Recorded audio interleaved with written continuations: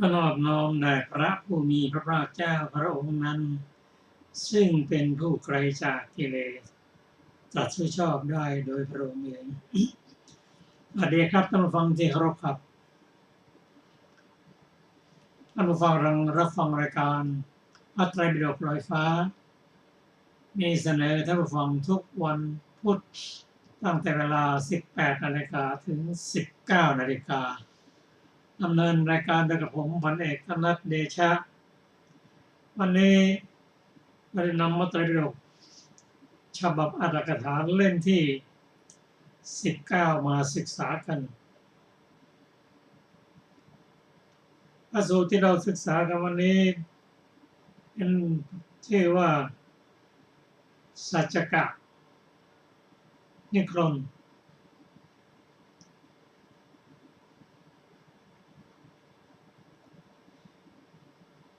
ก็เรื่องนี้เราได้ศึกษามาติดต่อกันมาเมื่อวันอาทิตย์ก่อนนั่นก็คือในสมัยพระพุทธเจ้าของเรานั้นมีครูทั้ง6และบริวารครูทั้ง6ได้แก่บูรณกัสสปะมัคคิริโคสารอาเชตะเกสกัมพลอภุทกัจจายนะท่านสัญชัยนิรัตบุตรและท่านนิครนนัตตบุตรเรื่องนี้มันเกี่ยวกับ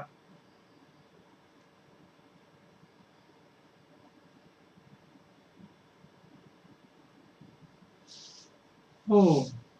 เป็นลูกศิษย์ของนิครนคือสมัยพระเจ้าของเรานั้นครูทั้ง6นั้นก็อ้างตัวว่าเป็นพระอรหันต์มีความรู้ดีมีลูกศิษย์ลูกหา500 บ้าง1,000 บ้างส่วนบริวารนั้นศึกษาแล้วก็เดินทางเพื่อจะไปโต้ตอบปัญหาต่างๆการปฏิบัติอย่างนั้นก็เป็นส่วนหนึ่งที่ทำให้ความคิดเจริญขึ้นพอถามลงไปโต้ตอบกันไปมีเหตุมีผลในสมัยนั้นถึงแม้ว่ายังไม่เป็นพระอริยบุคคลเป็นปุถุชนแต่ก็มีโอกาสที่ได้นำนั้นมาปรึกษามาทูลถามพระผู้มีพระเจ้าเรื่องนี้เกิดขึ้นตั้งแต่สมัยพระเจ้าไม่อุบัติแล้วทุ่มเถียงกันไปทุ่มเถียงกันมาเช่นบางคนเห็นว่าการได้เห็นสิ่งที่ดีที่นั้นเป็นมงคลบางคนก็ตอบว่า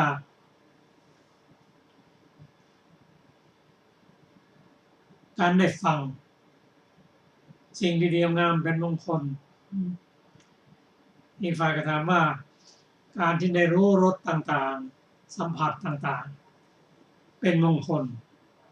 อันนี้ถึงแม้ว่า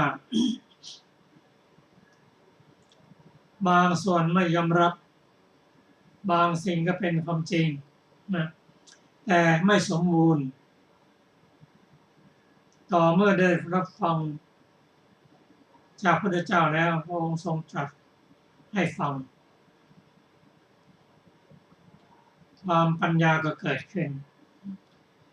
ตราบใดที่มีการถามมีคำตอบปัญญาก็เกิดขึ้นในเรื่องสัจจะนิครนนี่ก็เช่นเดียวกันพอเห็นว่ากายสำคัญกว่าจิตถ้าพัฒนากายภาวนาทางกายแล้วก็เวทนาเกิดขึ้น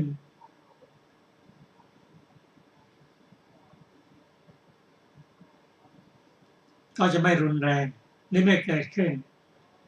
แต่อย่างไรก็ตามเวทนาต้องเกิดขึ้นแน่นอน เมื่อไปถามคนอื่นตอบไม่ได้พอรู้ว่าพระเจ้าอุบัติขึ้นมาแล้วก็ไปทูลถามพระองค์ก็ตอบให้มีหลายคนเปลี่ยนจากความเห็นที่ผิดมาเป็นความเห็นที่ถูกตรงบางท่านบางคนก็หันกลับมานับถือพระพุทธเจ้ามีพระพุทธเจ้าพระธรรมพระสงฆ์เป็นสรณะก็มีแต่ในรายนี้สัจจการนิครนนี้เขาเป็นคนที่มีลูกศิษย์ลูกหาคือพระเจ้ามัลละ500 คนเป็นครู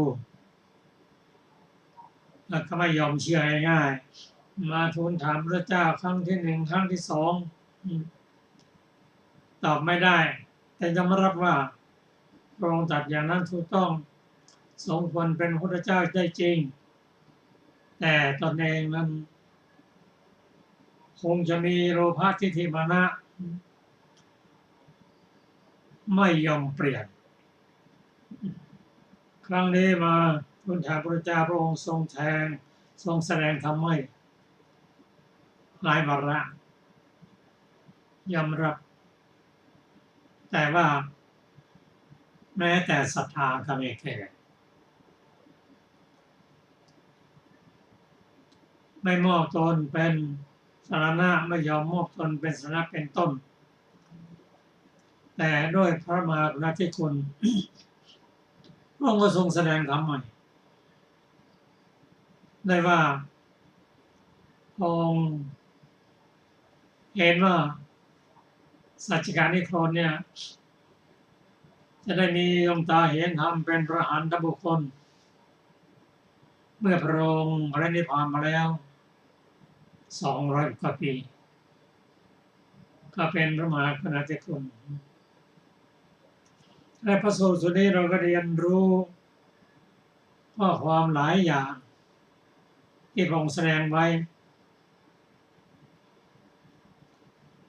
ว่าการที่จะประพฤติธรรม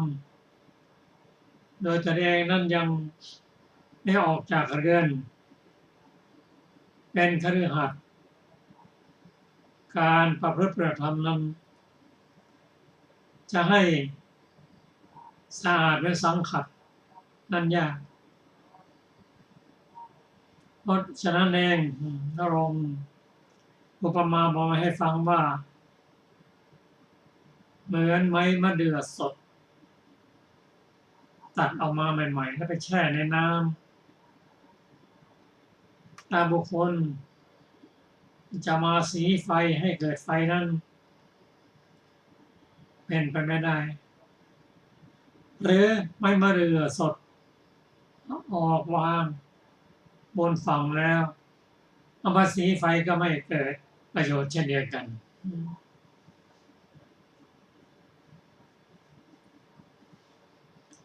ต่อเมื่อใดก็ตามถ้าไม้นั้นแห้งถ้าเราเอามาตากไว้นานๆเอามาสีไฟก็จะเกิดไฟขึ้น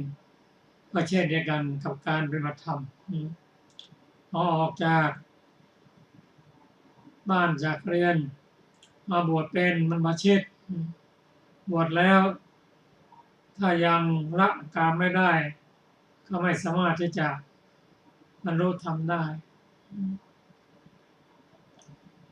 ต้องออกจากเรียนแล้วละกามได้การปฏิบัติธรรมจึงจะได้ผลพระองค์ตรัสรู้โดยนำเรื่องเหล่านี้มาเป็นปริยัติให้เราได้ปฏิบัติกัน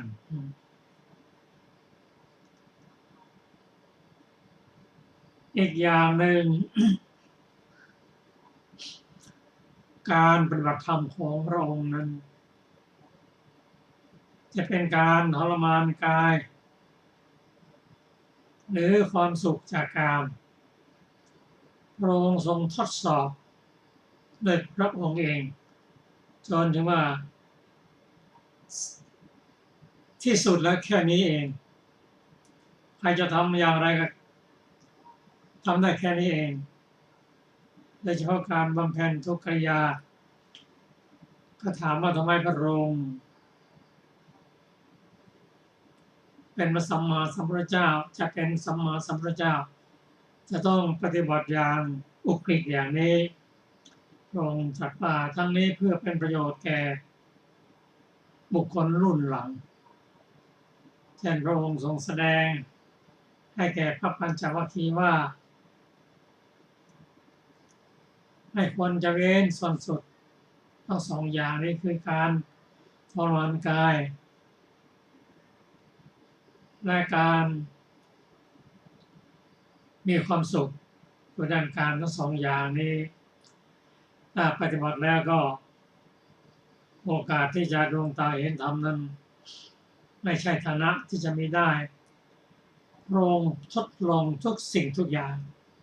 และก็นำมาสั่งสอนผู้ปฏิบัติธรรมสิ่งใดคนเว้นไม่คนเว้นซึ่งผู้ประพฤติปฏิบัติธรรมแล้วก็สามารถที่จะบรรลุธรรมได้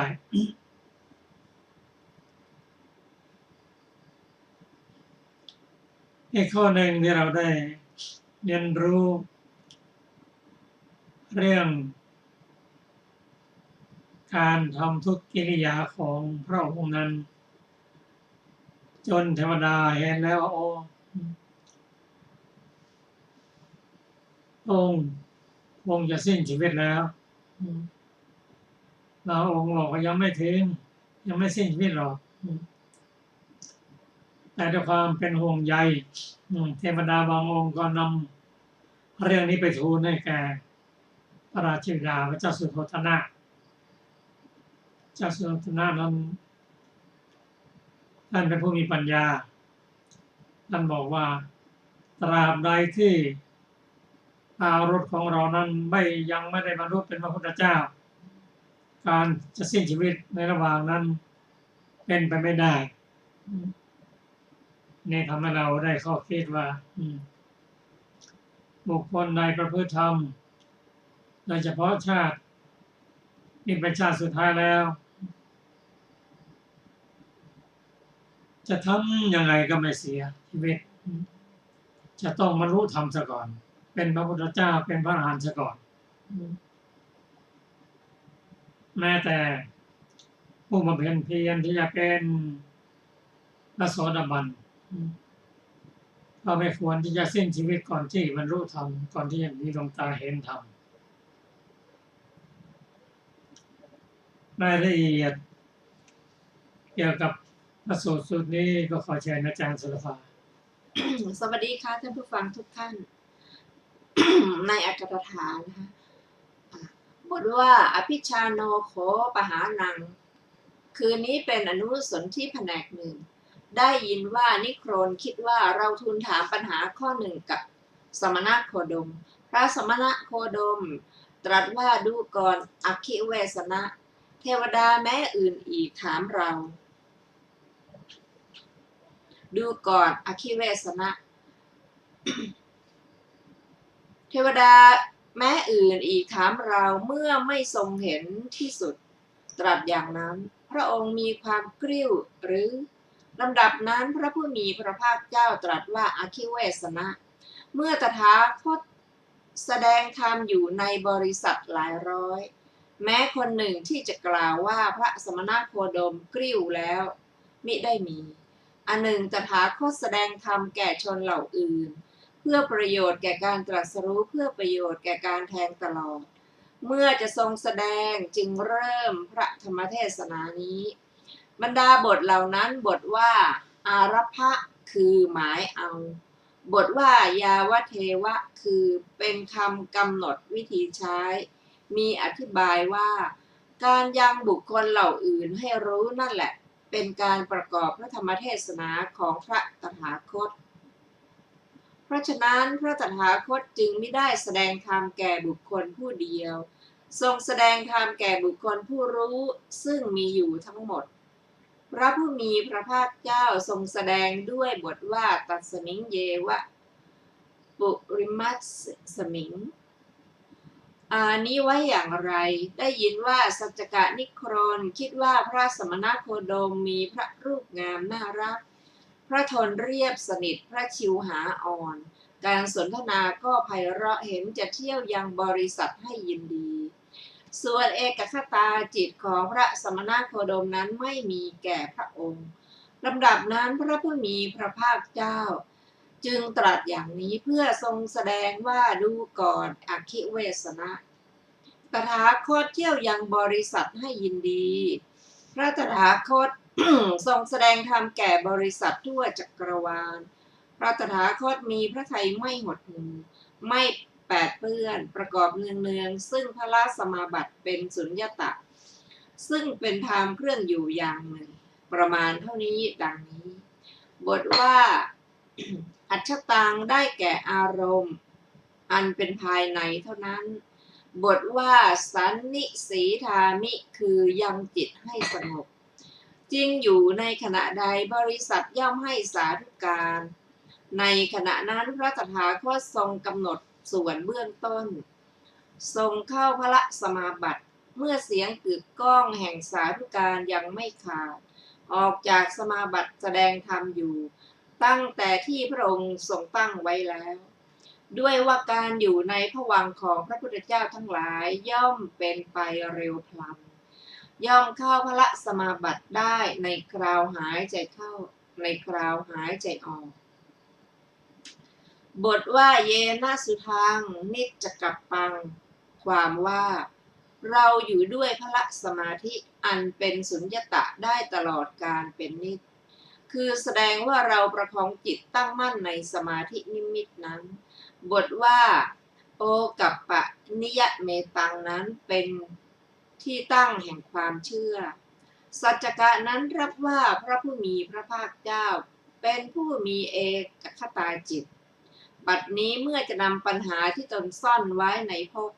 มาทูลถามจึงกล่าวว่าอภิชานาติปนะภวังโคตโมทิวาสุปิตา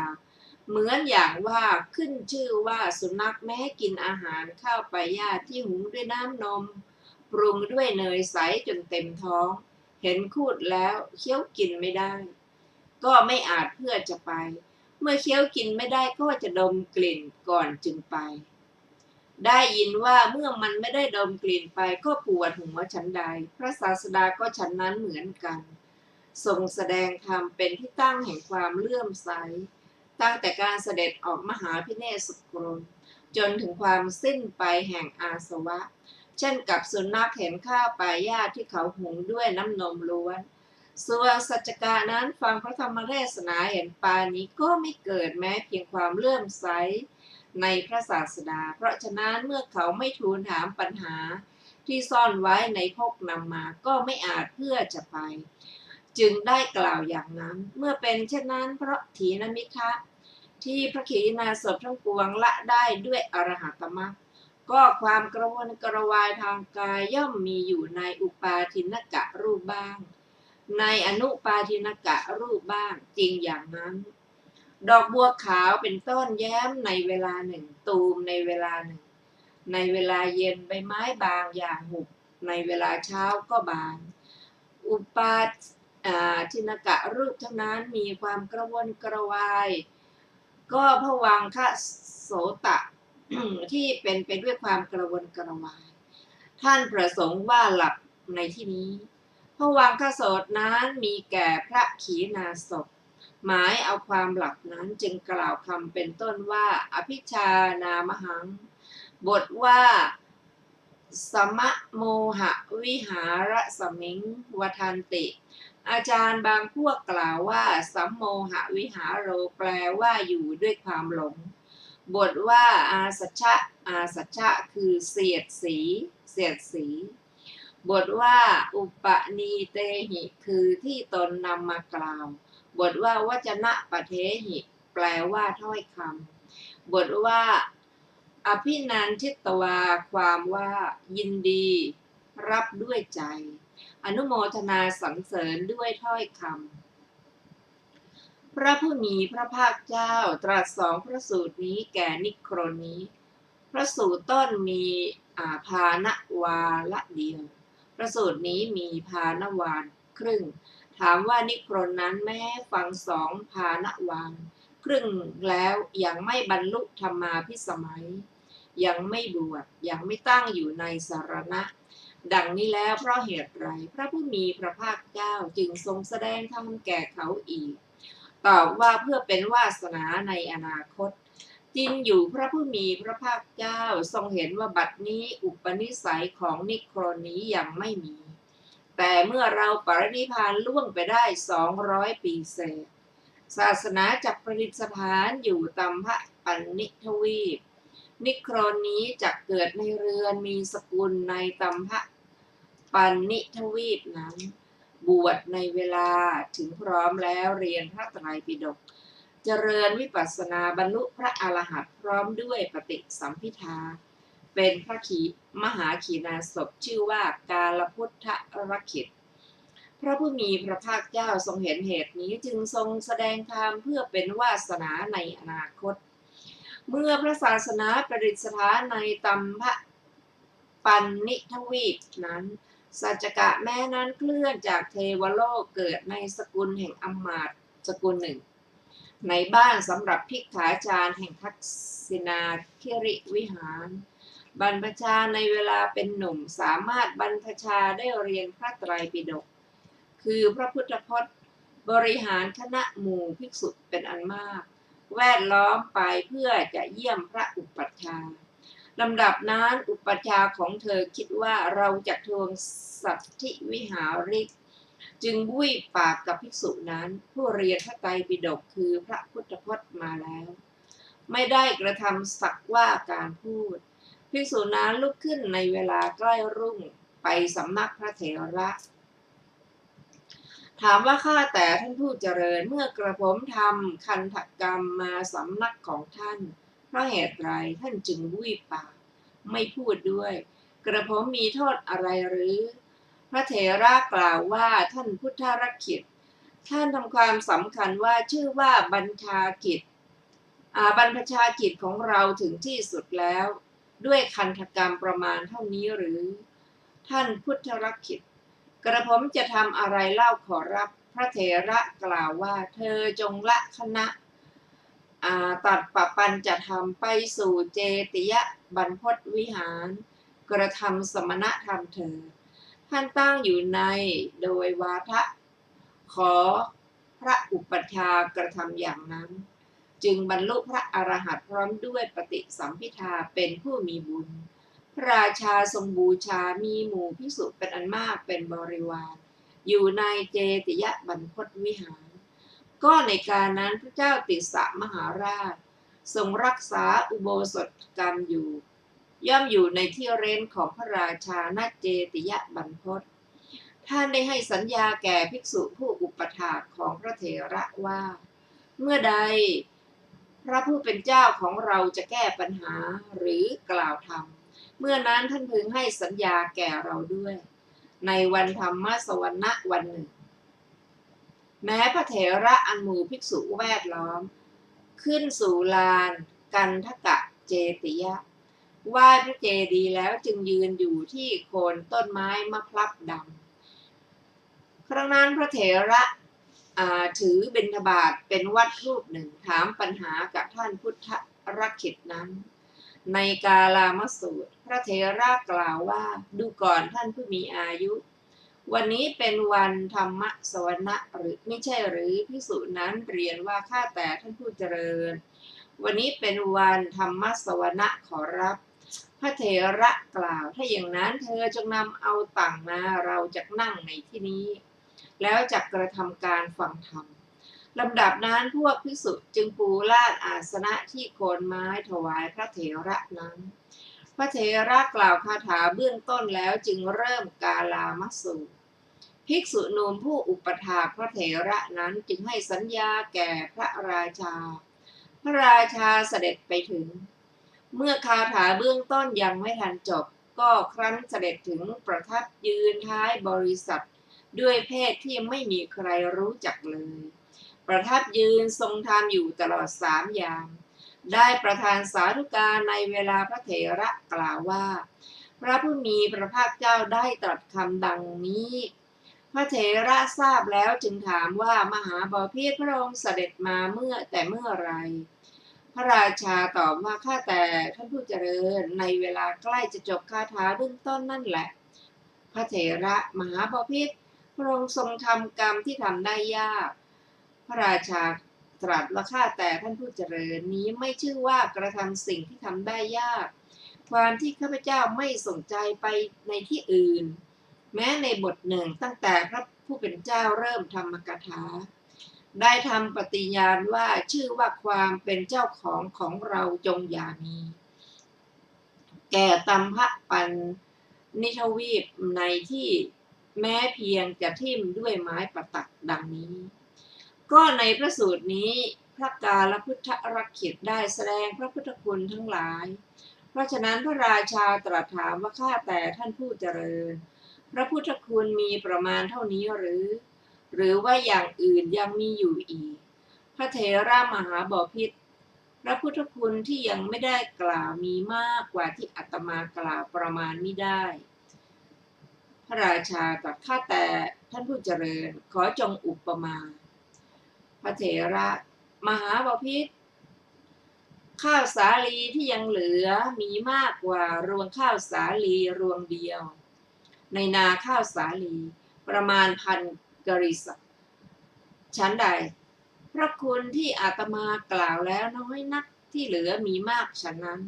พระราชาข้าแต่ท่านผู้เจริญขอจงทำอุปมาอีกพระเถระกับมหาบพิตรมหาคงคาเต็มด้วยห่วงน้ำบุคคล ขอไปพึงเทใส่ในรูเข็มน้ำที่เข้าไปในรูเข็มมีน้อยน้ำที่เหลือมีมากฉันใดพระคุณที่อาตมากล่าวแล้วน้อยที่เหลือมากฉันนั้นพระราชาตรัสข้าแต่ท่านผู้เจริญจงทำอุปมาอีกพระเถระมหาบพิตรธรรมดาว่านกเล่นลมเที่ยวบินเล่นในอากาศในโลกนี้สกุลชาติตัวเล็กๆสถานมีปรบปีกของนกนั้นในอากาศมีมากหรืออากาศที่เหลือมีมาก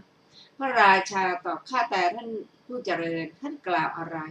โอกาสเป็นที่ปรบปีกของนกนั้นน้อยที่เหลือมีมากพระเถระก็กล่าวว่ามหาบพิตรอย่างนั้นแหละพระพุทธคุณที่อาตมากล่าวแล้วน้อยที่เหลือมากไม่มีที่สุดประมาณไม่ได้พระราชาข้าแต่ท่านผู้เจริญท่านกล่าวดีแล้วพระพุทธคุณไม่มีที่สุดท่านอุปมาด้วยอากาศไม่มีที่สุดนั่นแหละพวกข้าพเจ้าเลื่อมใสแต่ไม่อาจทำสักการะอันสมควรแก่พระผู้เป็นเจ้าได้ข้าพเจ้าขอถวายราชสมบัติประกอบด้วย100 โยชน์ในตัมภปันนิทวีปนี้แก่พระผู้เป็นเจ้านี้เป็นทุกขตะบรรณาการของข้าพเจ้าพระเถระตรัสมหาบพิตรบรรดาการอันมหาบพิตรทรงเลื่อมใสกระทำแล้วอาตมาขอถวายราชสมบัติที่ทรงถวายแก่อาตมาคืนแก่มหาบพิตรทั้งหมดขอมหาบพิตรจงทรงปกครองแว่นแคว้นโดยธรรมโดยสม่ำเสมอเถิดดังนี้แล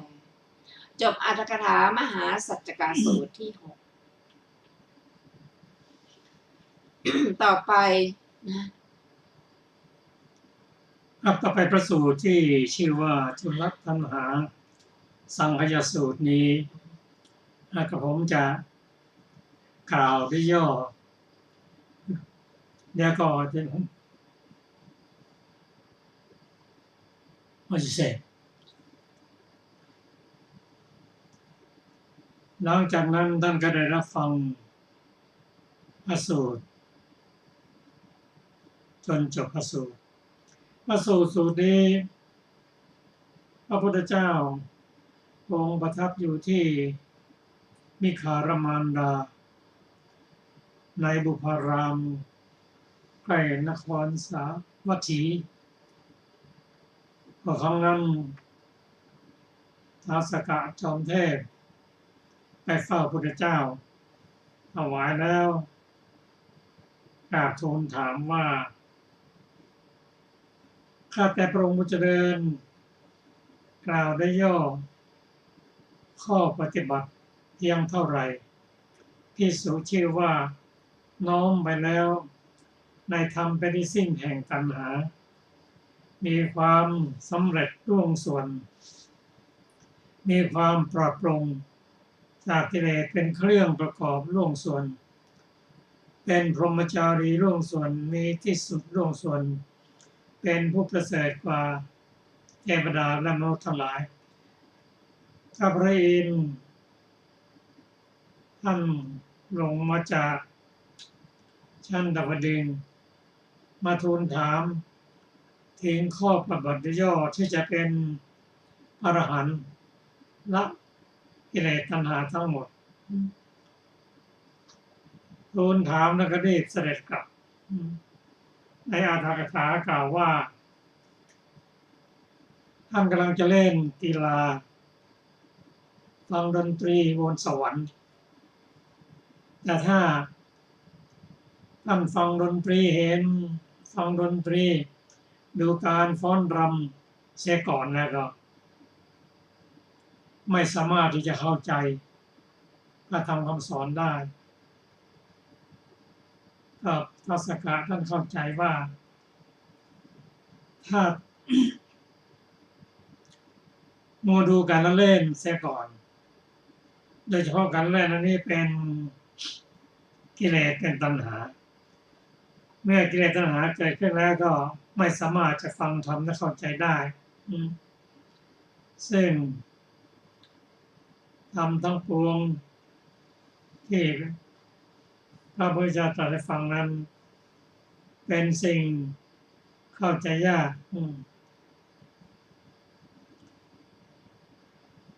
ซึ่งพระพุทธเจ้าตรัสว่าภิกษุในธรรมวินัยนี้ไม่ควรยึดมั่นถ้าข้อนี้ภิกษุสดับแล้วภิกษุนั้นย่อมทราบชัดทั้งปวงด้วยปัญญายิ่งครั้นทราบชัดทั้งปวงด้วยปัญญายิ่งแล้วย่อมกำหนดรู้ธรรมทั้งปวงครั้นกำหนดรู้ธรรมทั้งปวงแล้ว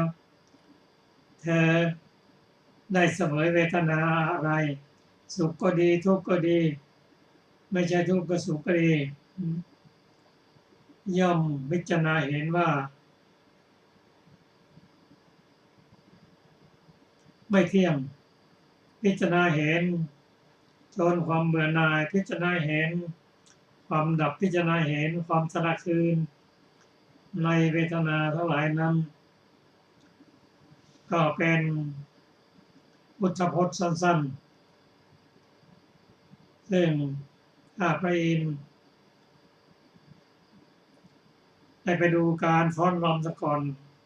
แล้วก็มาทูลถามคงไม่เข้าใจแน่นอนพอได้รับความเข้าใจที่พระองค์ตรัสแล้วก็รีบกลับไปยังสวรรค์ชั้นดาวดึงส์ไปดูการละเล่นดนตรีมีเทพธิดา500 ก็การมาทูลถามปัญหาครั้งนี้ ท่านมหาโมคคัลลานะท่านรู้อยู่ว่าท้าวสักกะนี้ท่านเป็นพระโสดาบันท่านมาทูลถามเรื่องข้อปฏิบัติโดยย่อเพื่อความเป็นอรหันต์นั้นท่านมาทูลถามเพื่อประโยชน์อะไรจะนำปฏิบัติหรือเปล่าได้ทูลถามไปอย่างนั้นเองจะจำได้หรือเปล่า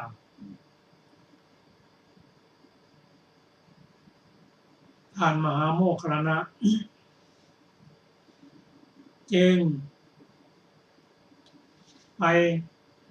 ยังสวรรค์ชั้นดาวดึงส์ด้วยฤทธิ์เมื่อไปถึงสวรรค์ชั้นดาวดึงส์แล้วท้าวสักกะเห็นแล้วว่าท่านอยู่ตรงหน้านั้นก็รีบบอกเทพธิดาและนักเล่นดนตรีทั้งหลายให้หยุดซะก่อนเพราะว่าพระมหาโมคคัลลานะท่านมาถึง อันนี้ก็เป็นข้อสังเกตของท่านมหาโมคคัลลานะว่าทูลถามปัญหาแล้วจะนำมาปฏิบัติจริงหรือเปล่าแต่ปรากฏว่าทูลถามปัญหาแล้วก็มาดูการเล่นมาฟังดนตรีเมื่อเข้าไปถามเมื่อไปถึงแล้วพระเองก็เสด็จไปต้อนรับท่านมหาโมคคัลลานะก็ถามว่าท่านไปทูลถามพระพุทธเจ้าเกี่ยวกับเรื่องข้อปฏิบัติสั้นๆเพื่อความเป็นผู้สิ้นราคะนั้นท่านจำได้หรือเปล่าก็ตรัสตอบท่านมหาโมคคัลลานะว่าพระคุณเจ้าข้าพระองค์มีกิจมากมีธุระมากจำไม่ได้เสียแล้วถามมาทำไมถึงจำไม่ได้เพราะว่าการไปดูการแสดงการเล่นนั้นเป็นการมฉันทะอย่างหนึ่งเป็นกิเลสอย่างหนึ่งเมื่อขณะจิตนั้นเป็นกิเลสปัญญาเขาท่านกระดับไม่สามารถจะตอบท่านโมคคัลลานะได้ท่านก็เลยเฉยชัยไปว่าอยากนิมนต์ท่านไปดูปราสาทเอชยันที่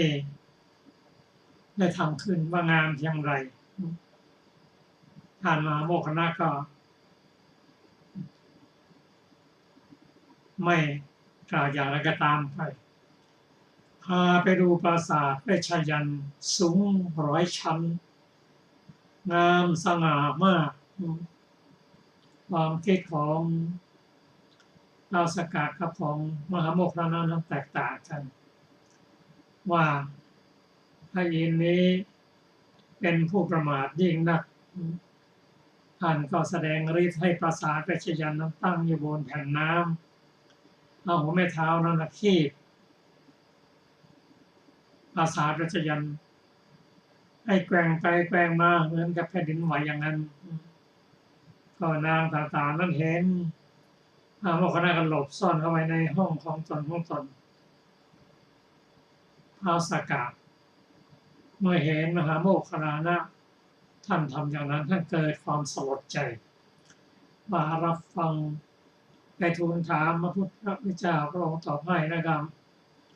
ไม่ได้นำมาปฏิบัติอย่างรวดเร็วแท้จริงเมื่อท่านสลดใจแล้วจิตใจของท่านนั้นไม่มีตัณหา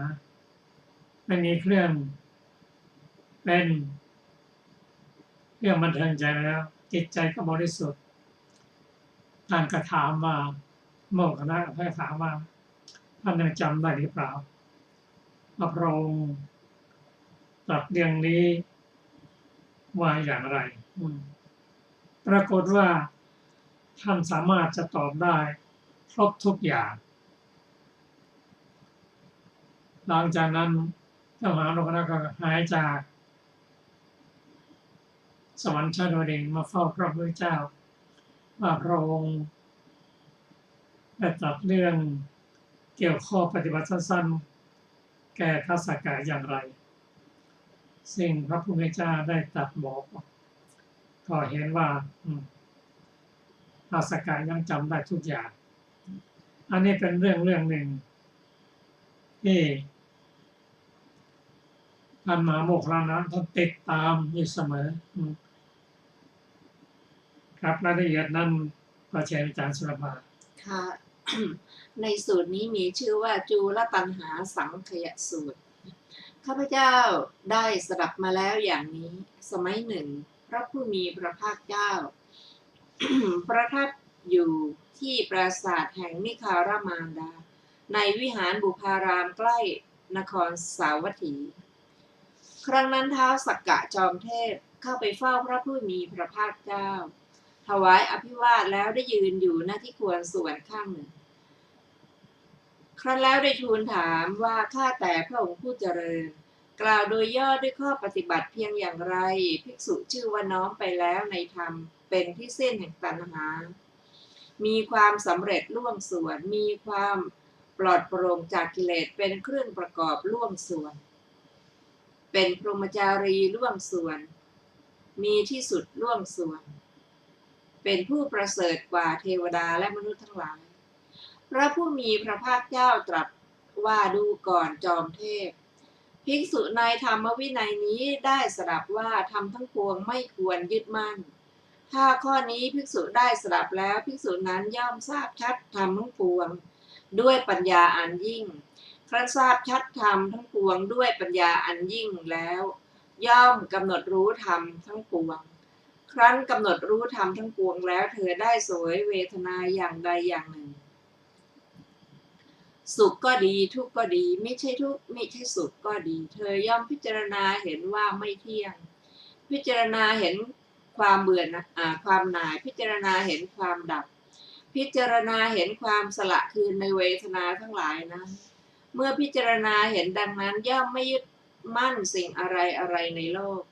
เมื่อไม่ยึดมั่นย่อมไม่สะดุ้งหวาดหวั่นเมื่อไม่สะดุ้งหวาดหวั่นย่อมดับกิเลสให้สงบได้เฉพาะตัวและทราบชัดว่าชาติสิ้นแล้วพรหมจรรย์อยู่จบแล้วกิจที่ควรทำเสร็จแล้วกิจอื่นเพื่อความเป็นอย่างนี้มิได้มีดังนี้ดูก่อนจอมเทพกล่าวโดยย่อด้วยข้อปฏิบัติเท่านั้นแลภิกษุชื่อว่าน้อมไปแล้วในธรรมเป็นที่สิ้นแห่งตัณหามีความสำเร็จล่วงส่วนมีความปลอดโปร่งจากกิเลสเป็นเครื่องประกอบล่วงส่วนเป็นพรหมจารีล่วงส่วนเป็นผู้ประเสริฐกว่าเทวดาและมนุษย์ทั้งหลายลำดับนั้นท้าวสักกะจอมเทพชื่นชมยินดีพระภาสิทธิ์ของพระผู้มีพระภาคเจ้าถวายอภิวาทพระผู้มีพระภาคเจ้าทำประทักษิณและหายไปในที่นั้นนั่นเองท้าวสักกะเข้าไปหาพระมหาโมคคัลลานะครั้งนั้นท่านพระมหาโมคคัลลานะนั่งอยู่ไม่ไกลพระผู้มีพระภาคเจ้ามีความดำริว่าท้าวสักกะนั้นทราบความพระภาสิทธิ์ของพระผู้มีพระภาคเจ้าแล้วจึงยินดีหรือว่าไม่ทราบก็ยินดีถ้ากระไรเราเพิ่งรู้เรื่องราวท้าวสักกะทราบความพระภาสิทธิ์ของพระผู้มีพระภาคเจ้าแล้วจึงยินดีหรือว่าไม่ทราบแล้วก็ยินดีลำดับนั้นท่านพระมหาโมคคัลลานะได้หายไปในปราสาทของมิคารมารดาในวิหารบุพารามปรากฏในหมู่เทวดาชั้นดาวดึงส์ประหนึ่งบุรุษที่มีกำลังเหยียดแขนที่งอออกไปหรืองอแขนที่เหยียดเข้ามาฉะนั้นสมัยนั้นท้าวสักกะจอมเทพกำลังอิ่มเอิบพร้อมพรั่งบำเรออยู่ด้วยทิพยดนตรี500ในสวนดอกบุญทริกล้วนท้าวเธอได้เห็นท่านพระมหาโมคคัลลานะมาอยู่แต่ไกลจึงให้หยุดเสียงทิพยดนตรี500ไว้เสด็จเข้าไปหาแล้วรับสั่งว่านิมนต์มาเถิดท่านมาดีแล้วนานแล้วท่านได้ทำปริยายเพื่อจะมาในที่นี้นิมนต์นั่งเถิดอาสนะนี้แต่งตั้งไว้แล้วส่วนท้าวสักกะจอมเทพก็ถืออาสนะตำแหน่งหนึ่งนั่งอยู่ณที่ควรส่วนข้างหนึ่งท ท่านพระมหาโมคคัลลานะได้ถามท้าวสักกะผู้นั่งอยู่ณที่ควรส่วนข้างหนึ่งว่าดูก่อนท้าวโกสีพระผู้มีพระภาคเจ้าได้ตรัสถึงความน้อมไปในธรรมเป็นที่สิ้นแห่งตัณหาโดยย่อแก่ท่านอย่างไรขอโอกาสเถิดแม้ข้าพเจ้าจะขอมีส่วนเพื่อจักฟังคาถานั้นท้าวสักกะตรัสว่าข้าแต่ท่านโมคคัลลานะข้าพเจ้ามีกิจมากมีธุระที่จะต้องทำมากทั้งธุระส่วนตัวทั้งธุระของพวกเทวดาชั้นดาวดึงส์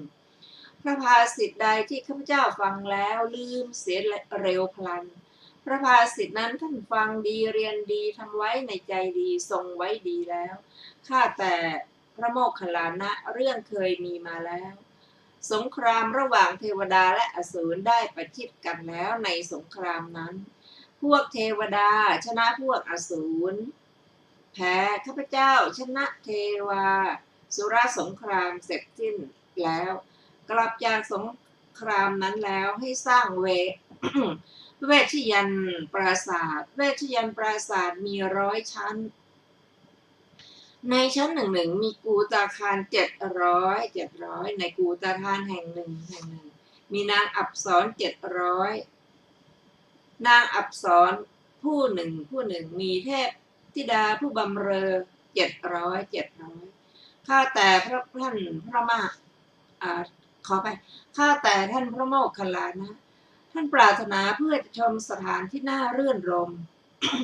แห่งเวชยันต์ปราสาทหรือไม่ท่านมหาโมคคัลลานะรับ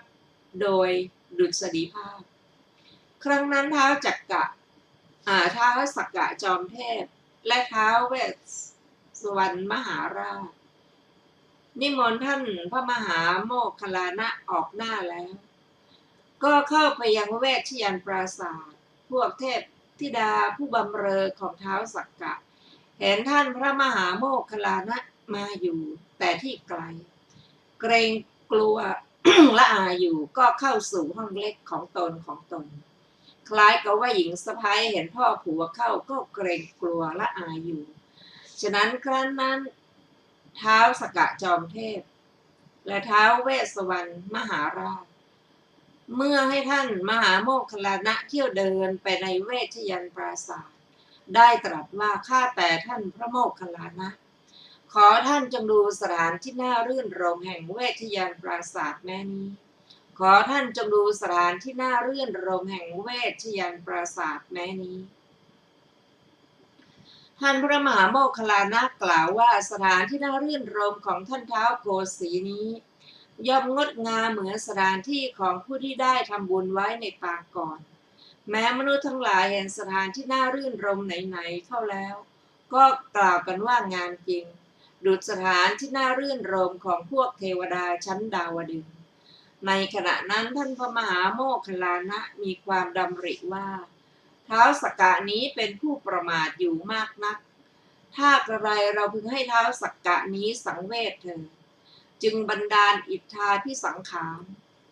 เอาหัวแม่เท้ากดเวชยันต์ปราสาทเขย่าให้สั่นสะท้านไหวหวั่นไหวทันใดนั้นท้าวสักกะจอมเทพท้าวเวสสวรรณมหาราชและพวกเทวดาชั้นดาวดึงส์มีความประหลาดอัศจรรย์กล่าวกันว่าท่านผู้เจริญทั้งหลายนี่เป็นความประหลาดอัศจรรย์พระสมณะมีฤทธิ์มากมีอานุภาพมาก เอาหัวแม่เท้ากดที่พิภพเขย่าให้สั่นสะท้านหวั่นไหวได้วิมุตติกถาครั้งนั้นท่านมหาโมคคัลลานะทราบว่าท้าวจักรจอมเทพมีความสลดจิตขนลุกแล้วจึงถามว่าดูก่อนท้าวโกสีพระผู้มีพระภาคเจ้าได้ตรัสความพ้นเพราะสิ้นแห่งตัณหาโดยย่นย่ออย่างไรขอโอกาสเถิดแม้ข้าพเจ้าจะขอมีส่วนเพื่อจะฟังคาถานั้นท้าวสักกะจึงตรัสว่าข้าแต่ท่านมหาโมคคัลลานะผู้นรทุกข์ข้าพเจ้าจะเล่าถวายข้าพเจ้าเข้าไปเฝ้าพระผู้มีพระภาคเจ้าถวายอภิวาทแล้วจึงได้ยืนอยู่หน้าที่ควรส่วนข้างหนึ่งครั้นแล้วได้ทูลถามว่าข้าแต่พระองค์ผู้เจริญกล่าวโดยย่อด้วยข้อปฏิบัติเพียงเท่าไร ภิกษุชื่อว่าน้อมไปแล้วในความพ้นเพราะสิ้นแห่งตัณหามีความสำเร็จล่วงส่วนมีความปลอดโปร่งจากกิเลสเป็นเครื่องประกอบล่วงส่วนเป็นพรหมจารีล่วงส่วนมีที่สุดล่วงส่วนเป็นผู้ประเสริฐกว่าเทวดาและมนุษย์ทั้งหลายเมื่อข้าพเจ้าทูลถามอย่างนี้แล้วพระผู้มีพระภาคเจ้าตรัสว่าดูก่อนจอมเทพภิกษุในธรรมวินัยนี้ได้สดับว่าทำทั้งปวงไม่ควรยึดมั่นถ้าข้อนั้นภิกษุได้สดับแล้วภิกษุนั้นย่อมทราบชัดธรรมทั้งปวงด้วยปัญญาอันยิ่งครั้นทราบชัดธรรมทั้งปวงด้วยปัญญาอันยิ่งแล้วย่อมกำหนดรู้ธรรมทั้งปวงครั้นกำหนดรู้ธรรมทั้งปวงดังนั้นแล้วเธอได้เสวยเวทนาอย่างใดอย่างหนึ่งสุขก็ดีทุกข์ก็ดีไม่ใช่ทุกข์ไม่ใช่สุขก็ดีเธอย่อมพิจารณาเห็นว่าไม่เที่ยงพิจารณาเห็นความหน่ายพิจารณาเห็นความดับพิจารณาเห็นความสละคืนในเวทนาทั้งหลายนั้นเมื่อพิจารณาเห็นดังนั้นก็ไม่ยึดมั่นสิ่งอะไรอะไรในโลกเมื่อไม่ยึดมั่นย่อมไม่สะดุ้งหวาดหวั่นเมื่อไม่สะดุ้งหวาดหวั่นย่อมดับกิเลสให้สงบได้เฉพาะตัวและทราบชัดว่าชาติสิ้นแล้วพรหมจรรย์อยู่จบแล้วกิจที่ควรทำเสร็จแล้วกิจอื่นเพื่อความเป็นอย่างนี้มิได้มีดังนี้ดูก่อนจอมเทพกล่าวโดยย่อด้วยข้อปฏิบัติเพียงเท่านี้แลภิกษุชื่อว่าพ้นแล้วเพราะความสิ้นแห่งตัณหามีความสำเร็จล่วงส่วนมีความปลอดโปร่งจากกิเลสเป็นเครื่องประกอบล่วงส่วนเป็นพรหมจารีล่วงส่วนมีที่สุดล่วงส่วนเป็นผู้ประเสริฐกว่าเทวดาและมนุษย์ทั้งหลายข้าแต่ท่านพระมหาโมคคัลลานะพระผู้มีพระภาคเจ้าได้ตรัสความพ้นเพราะความสิ้นแห่งตัณหาโดยย่อแก่ข้าพเจ้าอย่างนี้แลครั้งนั้นท่านมหาโมคคัลลานะชื่นชมยินดีภาสิทธิของท้าวสักกะแล้วได้หายไปในหมู่เทวดาชั้นดาวดึงส์มาปรากฏที่ปราสาทของมิคารมารดาในวิหารบุพารามประหนึ่งว่าบุรุษผู้มีกำลังเหยียดแขนที่ออกไปหรืองอแขนที่เหยียดเข้ามาฉะนั้นครั้งนั้นพวกเทพธิดาผู้บำเรอของท้าวสักกะจอมเทพเมื่อท่านมหาโมคคัลลานะหลีกไปแล้วไม่นานได้ทูลถามท้าวสักกะว่าข้าแต่พระองค์ผู้นฤทุกข์พระสมณะนั้นเป็นพระผู้มีพระภาคเจ้าผู้ศาสดาของพระองค์หรือหนอท้าวสักกะตรัสบอกว่าดูก่อนเหล่าเทพธิดาผู้นฤทุกข์พระสมณะนั้นไม่ใช่พระผู้มีพระภาคเจ้าผู้ศาสดาของเราท่านเป็นพระมหาโมคคัลลานะผู้เป็นสัพพมจารีของเราพวกเทพธิดานั้นทูลว่าข้าแต่พระองค์ผู้นฤทุกข์เป็นลาภของพระองค์พระองค์ได้ดีแล้วที่ได้สมณะที่มีฤทธิ์มากมีอานุภาพมากอย่างนี้เป็นสัพพมจารีของพระองค์พระผู้มีพระภาคเจ้าผู้เป็นพระศาสดาของพระองค์คงมีฤทธิ์มากมีอานุภาพมากเป็นอัศจรรย์เป็นแน่ครั้งนั้นท่านพระมหาโมคคัลลานะเข้าไปเฝ้าพระผู้มีพระภาคเจ้าถวายอภิวาทแล้วนั่งอยู่ณที่ควรส่วนข้างหนึ่งครั้นแล้วได้ทูลว่าข้าแต่พระองค์ผู้เจริญพระผู้มีพระภาคเจ้าย่อมทรงทราบว่าพระองค์เป็นผู้ตรัสความน้อมไปในธรรมเป็นที่สิ้นแห่งตัณหาโดยย่อแก่เทพผู้มีศักดิ์มากผู้ใดเป็นหนึ่งบ้างหรือหนอพระผู้มีพระภาคเจ้าตรัสว่าดูก่อนโมคคัลลานะเรารู้เฉพาะอยู่จะเล่าให้ฟังท้าวสักกะจอมเทพเข้ามาหาเราอภิวาทเราแล้วได้ไปยืนอยู่ณที่ควรส่วนข้างหนึ่งครั้นแล้วได้ถามเราว่าข้าแต่พระองค์ผู้เจริญกล่าวโดยย่อโดยข้อปฏิบัติอย่างไรเพียงไรภิกษุชื่อว่าน้อมไปแล้วในธรรมเป็นที่สิ้นแห่งตัณหามีความสำเร็จล่วงส่วนมีความปลอดโปร่งเป็นจากกิเลสเป็นเครื่องประกอบล่วงส่วนเป็นพรหมจารีล่วงส่วนมีที่สุดล่วงส่วนเป็นผู้ประเสริฐกว่าเทวดาและมนุษย์ทั้งหลายดูก่อนโมคคัลลานะเมื่อท้าวสักกะนั้นถามอย่างนี้แล้วเราบอกว่าดูก่อนจอมเทพภิกษุในธรรมวินัยนี้ได้สดับว่าธรรมทั้งปวงไม่ควรยึดมั่นถ้าข้อนั้นภิกษุได้สดับแล้วภิกษุนั้นย่อมทราบชัดธรรมทั้งปวงด้วยปัญญาอันยิ่งค ครั้นทราบชัดธรรมทั้งปวงด้วยปัญญาอันนี้แล้วย่อมกำหนดรู้ธรรมทั้งปวงครั้นกำหนดรู้ธรรมทั้งปวงแล้วเธอได้เสวยเวทนาอย่างใดอย่างหนึ่งสุขก็ดีทุกข์ก็ดีไม่ใช่ทุกข์ไม่ใช่สุขก็ดีเธอย่อมพิจารณาเห็นว่าไม่เที่ยงพิจารณาเห็นความหน่ายพิจารณาเห็นความดับพิจารณาเห็นความสละคืนในเวทนาทั้งหลายนั้นเมื่อพิจารณาเห็นดังนั้นย่อมไม่ยึดมั่นสิ่งอะไรอะไรในโลกเมื่อไม่ยึดมั่นย่อมไม่สะดุ้งหวาดหวั่นเมื่อไม่สะดุ้งหวาดหวั่นย่อมดับกิเลสให้สงบได้เฉพาะตนย่อมทราบชัดว่าชาติสิ้นแล้วพรหมจรรย์อยู่จบแล้วกิจที่ควรทำเสร็จแล้วกิจอื่นเพื่อความเป็นอย่างนี้ไม่ได้มีดังนี้ดูก่อนจอมเทพกล่าวโดยย่อด้วยข้อปฏิบัติเพียงเท่านี้ภิกษุชื่อว่าพ้นไปแล้วเพราะสิ้นไปแห่งตัณหามีความสำเร็จล่วงส่วนมีความปลอดโปร่งจากกิเลสเป็นเครื่องประกอบล่วงส่วน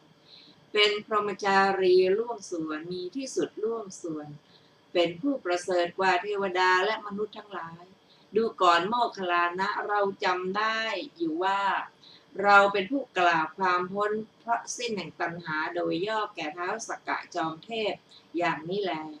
พระผู้มีพระภาคเจ้าตรัสพระพุทธพจน์นี้จบแล้วท่านพระมหาโมคคัลลานะ